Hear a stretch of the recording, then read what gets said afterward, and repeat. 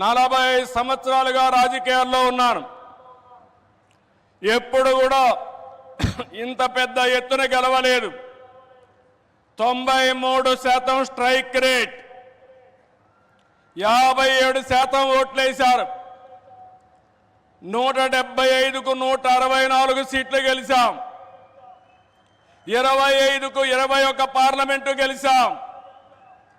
ఈరోజు మిమ్మల్ని చూస్తే భవిష్యత్తులో కూడా ఎప్పుడు ఈ కాంబినేషన్ ఆంధ్రప్రదేశ్లో ఉంటుంది. నరేంద్ర మోడీ గారు దేశ రాజకీయాల్లో ప్రధానమంత్రిగా ఉంటారని చెప్పి కూడా నేను మీకు తెలియజేస్తున్నా. మొన్ననే మన ఎన్నికలు అయిన తర్వాత హర్యానాలో ఎన్నికలు జరిగాయి, మహారాష్ట్రలో ఎన్నికలు జరిగాయి. 2 ఎన్నికల్లో తిరుగులేని మెజార్టీతో ఎన్డీఏ గెలిచారు. అది నరేంద్ర మోడీకి ఉండే చారిస్మా అని చెప్పి నేను మీకు తెలియజేస్తున్నా. రేపు ఢిల్లీ వస్తా ఉంది, రాసి పెట్టుకోండి. గెలవబోయేది ఎన్డీఏ. దానికి కారణం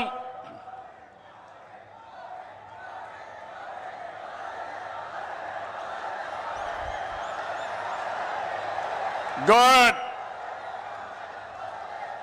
దేశం కోసం పనిచేస్తే ప్రజలందరూ ఆయనతో ఉంటారు. This where I'm appealing sir, they are all with you. You are fighting for the nation, for the poor people. All people are with you. Show your hands, we are with Narendra Modi.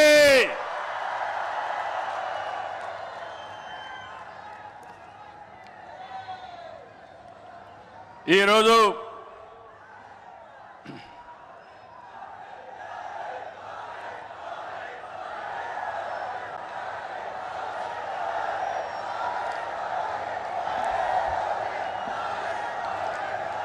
సంక్షేమం, అభివృద్ధి, సంస్కరణలు, సుపరిపాలన, ఇవన్నిటితో నరేంద్ర మోడీ గారు దేశాన్ని ముందుకు తీసుకెళ్తున్నారు.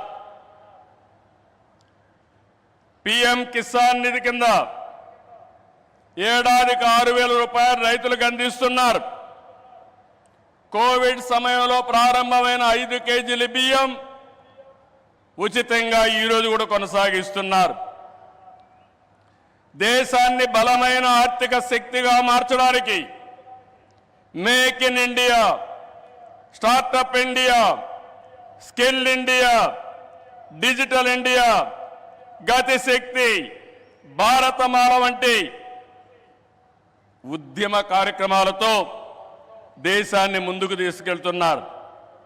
Corona సమయంలో సహాయం చేయడమే కాకుండా ఇప్పటికే మీరు చూస్తే కోట్లాది మంది ఇళ్ళు లేని పేదలకు ఇళ్ళు కట్టించారు. ఇంకో పక్క మొన్ననే జనవరి 1వ తారీఖున ప్రత్యేకంగా కేబినెట్ పెంచి నేను రైతులతో ఉంటానని చెప్పిన వ్యక్తి నరేంద్ర మోడీ గారు అని చెప్పి నేను మీకు తెలియజేస్తున్నా.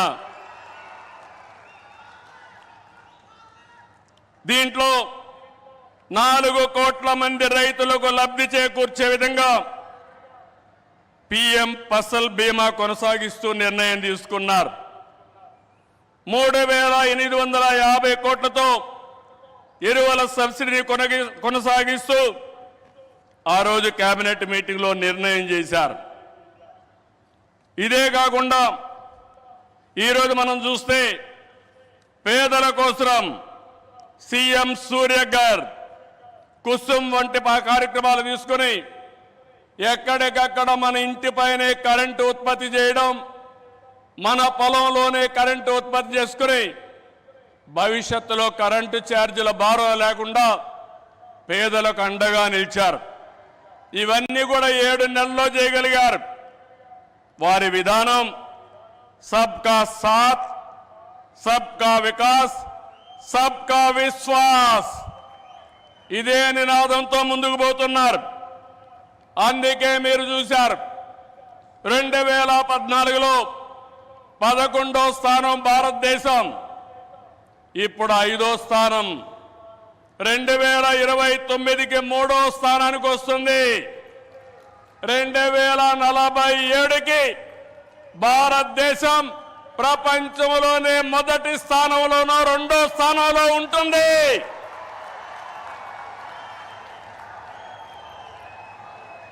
ఇది ఏరేవాళ్ళకు సాధ్యం కాదు, ఒక్క నరేంద్ర మోడీ గారికే సాధ్యం.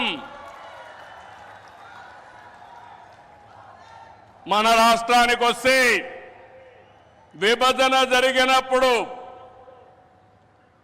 ఆంధ్రప్రదేశ్కి న్యాయం జరగలేదని చెప్పి మొదటిసారి న్యాయం చేయమని చెప్పిన వ్యక్తి మన ప్రధాని నరేంద్ర మోడీ గారు.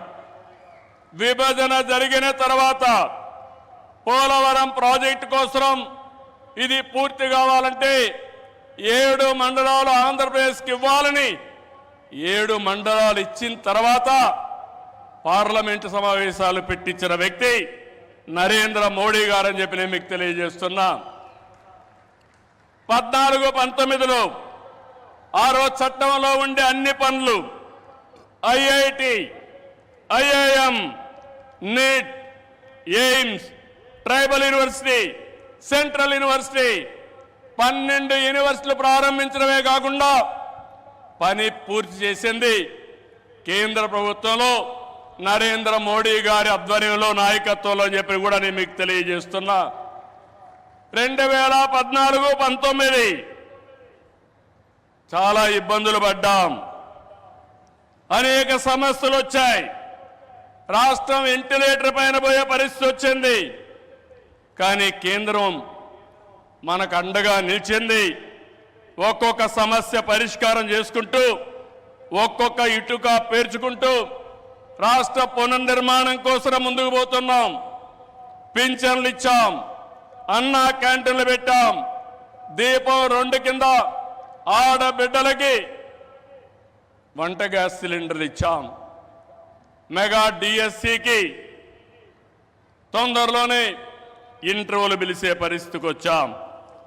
ఇవి చేయడమే కాకుండా ఇంకో పక్కన మీరు చూస్తే సూపర్ 6 ఏవైతే చెప్పామో ఆ సూపర్ 6 అన్ని కూడా పూర్తి చేసే బాధ్యత ఎన్డీఏ తీసుకుంటామని మరొక్కసారి విశాఖపట్నంలో మీ అందరికీ హామీ ఇస్తున్నా.